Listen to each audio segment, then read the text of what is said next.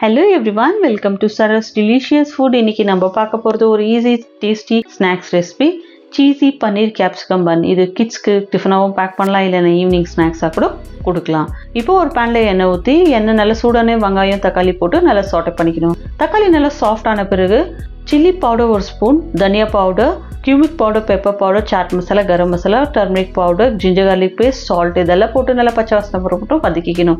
இப்போ கேப்சிகம் பன்னீரும் சேர்த்து நல்லா மசாலா கூட பிளெண்ட் ஆகிற மாதிரி நல்லா மிக்ஸ் பண்ணி விட்டு மூடி போட்டு ஒரு 3 நிமிஷம் நல்லா குக் பண்ணிக்கணும். இப்போ பன்னீர் கேப்சிகம் மசாலா ரெடி. இப்போ இதை ஓரமாக வச்சுட்டு பன் எடுத்து ஈவனாக கட் பண்ணிவிட்டு ரூம் டெம்பரேச்சரில் வச்சுருக்க பட்டர் எடுத்து ஈவனாக ஸ்ப்ரெட் பண்ணிக்கணும். இன்னும் ஸ்ப்ரெட் பண்ணி ஆனோடனே நம்ம ரெடி பண்ணி வச்சுக்கிற பன்னீர் கேப்சிகம் ஈவனாக ஸ்ப்ரெட் பண்ணிவிட்டு இன்னொரு சைடு பண்ண எடுத்து மேலே வச்சுட்டு தவா மேலே வச்சு நல்லா 2 சைடும் டோஸ்ட் பண்ணிக்கணும். சில்லி பவுடர், சாட் மசாலா எல்லாம் போட்டு டோஸ்ட் பண்ணிட்டு இது மேலே சீஸை நல்லா கிரேட் பண்ணிட்டு red chilli flakes, Italian cheese. Video பிடிச்சிருந்தா சரஸ் டெலிஷியஸ் ஃபுட்க்கு சப்ஸ்கிரைப் பண்ணி